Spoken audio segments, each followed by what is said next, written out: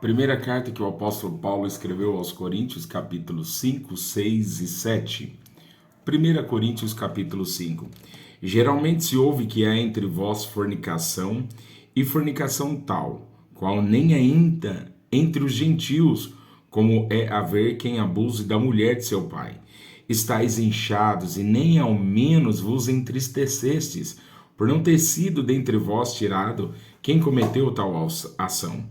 Eu, na verdade, ainda que ausente no corpo, mas presente no espírito, já determinei, como se estivesse presente, que o que tal praticou, em nome do Senhor Jesus Cristo. Junto vós e o meu espírito, pelo poder de nosso Senhor Jesus Cristo, seja entregue a Satanás para a destruição da carne, para que o espírito seja salvo no dia do Senhor Jesus. Não é boa a vossa jactância. Não sabeis que um pouco de fermento faz levedar toda a massa? Alimpai-vos, pois, do fermento velho, para que sejais uma nova massa, assim como estáis sem fermento, porque Cristo, nossa Páscoa, foi sacrificado por nós, pelo que façamos festa, não com fermento velho, nem com fermento da maldade e da malícia, mas com os asmos da sinceridade e da verdade. Já por carta vos tenho escrito que não vos associeis com os que se prostituem. Isso não quer dizer absolutamente com os devassos deste mundo, ou com os avarentos, ou com os roubadores, ou com os idólatras, porque então vos seria necessário sair do mundo.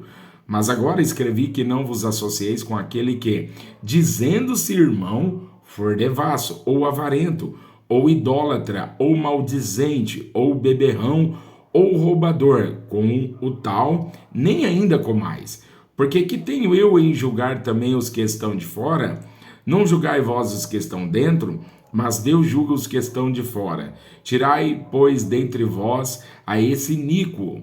Ousa algum de vós, tendo algum negócio contra o outro, ir a juízo perante os injustos e não perante os santos? Não sabeis vós que os santos hão de julgar o mundo? Ora, se o mundo deve ser julgado por vós, sois porventura indignos de julgar as coisas mínimas? Não sabeis vós que havemos de julgar os anjos? Quanto mais as coisas pertencentes a esta vida? Então, se tiverdes negócios em juízo, pertencentes a esta vida, pondes na cadeira aos que são de menos estima na igreja? Para vos envergonhar eu digo, não há, pois, entre vós sábio, nem mesmo um que possa julgar entre seus irmãos, mas o irmão vai a juízo contra o irmão, e isso perante infiéis? Na verdade, é já realmente uma falta entre vós terdes demandas uns com os outros. Por que não sofreis antes a injustiça? Por que não sofreis antes o dano? Mas vós mesmos fazeis a injustiça e fazeis o dano, e isso aos irmãos. Não sabeis que os injustos não hão de herdar o reino de Deus? Não erreis, nem os devassos, nem os idólatras, nem os adúlteros, nem os efeminados, nem os sodomitas, nem os ladrões, nem os avarentos, nem os bêbados, nem os maldizentes, nem os roubadores herdarão o reino de Deus. E é que alguns têm sido, mas haveis sido lavados, mas haveis sido santificados, mas haveis sido justificados em nome do Senhor Jesus e pelo Espírito do nosso Deus. Todas as coisas me são lícitas, mas nem todas as coisas me convêm. Todas as coisas me são lícitas, mas eu não me deixarei dominar por nenhuma. Os manjares são para o ventre, e o ventre para os manjares. Deus, porém, aniquilará tanto um como outros. Mas o corpo não é para a prostituição, senão para o Senhor, e o Senhor para o corpo. Ora, Deus que também ressuscitou o Senhor, nos ressuscitará a nós pelo seu poder. Não sabeis vós que os vossos corpos são membros de Cristo? Tomarei, pois, os membros de Cristo e falo-os-eis membros de uma meretriz? Não, por certo. Ou não sabeis que o que se ajunta com a meretriz faz-se um corpo com ela? Porque serão, disse, dois numa só carne. Mas o que se ajunta com o Senhor é o mesmo Espírito. Fugi da prostituição. Todo pecado que o homem comete é fora do corpo, mas o que se prostitui peca contra o seu próprio corpo. Ou não sabeis que o nosso corpo é o templo do Espírito Santo que habita em vós, proveniente de Deus, e que não sois de vós mesmos, porque fostes comprados por bom preço? Glorificai, pois, a Deus no vosso corpo e no vosso espírito, os quais pertencem a Deus. Ora, quantas coisas que me escrevestes, bom seria que o homem não tocasse em mulher. Mas por causa da prostituição, cada um tem a sua própria mulher. E cada um tem o seu próprio marido. O marido pague à mulher a devida benevolência.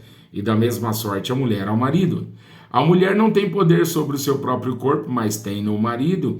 E também da mesma maneira o marido não tem poder sobre o seu próprio corpo, mas tem no a mulher. Não vos defraudeis um ao outro, senão por consentimento mútuo, por algum tempo, para vos aplicardes à oração. E depois ajuntai-vos outra vez, para que Satanás vos não tente pela vossa incontinência. Digo, porém, isso como que por permissão e não por mandamento, porque quereria que todos os homens fossem como eu mesmo. Mas cada um tem de Deus o seu próprio dom, e de uma maneira um e de outra maneira outra. Digo, porém, aos solteiros e às viúvas que lhes é bom se ficarem como eu. Mas se não pode conter-se, casem-se, porque é melhor casar do que abrasar-se. Todavia aos casados mando não eu, mas o Senhor, que a mulher se não aparte do marido. Se porém se apartar, que fique sem casar. Ou que se reconcilie com o marido, e que o marido não deixe a mulher. Mas aos outros digo eu, não o Senhor, se algum irmão tem mulher descrente, e ela consente em habitar com ele, não a deixe. E se alguma mulher tem marido descrente, e ele consente em habitar com ela, não a deixe. Porque o marido descrente é santificado pela mulher, e a mulher descrente é santificada pelo marido de outra sorte, os vossos filhos seriam imundos, mas agora são santos. Mas se o descrente se apartar, aparte-se, porque neste caso o irmão ou a irmã não está sujeito à servidão, mas Deus chamou-nos para a paz. Porque de onde sabes, ó mulher, se salvarás teu marido, ou de onde sabes, ó marido, se salvarás tua mulher?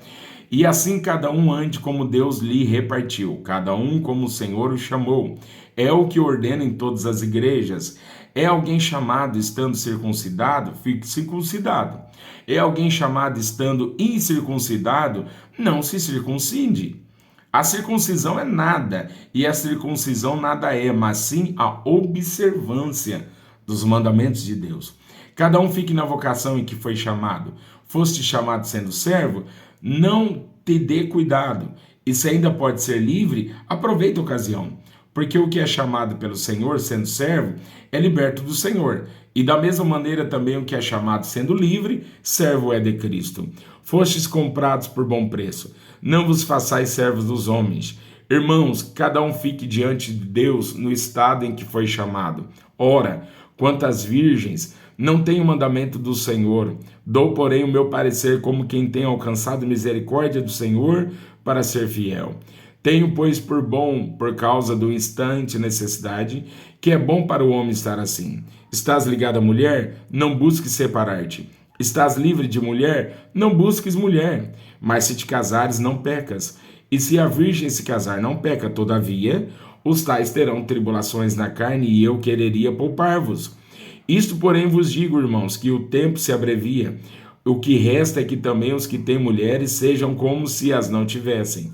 E os que choram como se não chorassem, e os que folgam como se não folgassem, os que compram como se não possuíssem, e os que usam deste mundo como se dele não abusassem, porque a aparência deste mundo passa.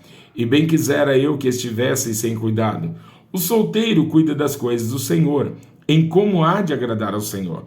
Mas o que é casado cuida das coisas do mundo, em como há de agradar a mulher. A diferença entre a mulher casada e a virgem. A solteira cuida das coisas do Senhor para ser santa, tanto no corpo como no espírito, porém a casada cuida das coisas do mundo, em como há de agradar ao marido. E digo isso para proveito vosso, não para vos enlaçar, mas para o que é decente e conveniente, para vos unirdes ao Senhor sem distração alguma. Mas se alguém julga que trata dignamente a sua virgem, se tiver passado a flor da idade, se for necessário, que faça o tal que quiser. Não peca, casem-se. Todavia o que está firme em seu coração, não tendo necessidade, mas com poder sobre a sua própria vontade, se resolveu no seu coração guardar a sua virgem, faz bem. De sorte que a dar em casamento faz bem, mas o que a não dá em casamento faz melhor. A mulher casada está ligada pela lei todo o tempo em que seu marido vive. Mas se falecer o seu marido, fica livre para casar com quem quiser, contanto que seja no Senhor. Seja, porém, mais bem-aventurada se ficar assim, segundo o meu parecer, e também eu cuido que tenho o Espírito de Deus.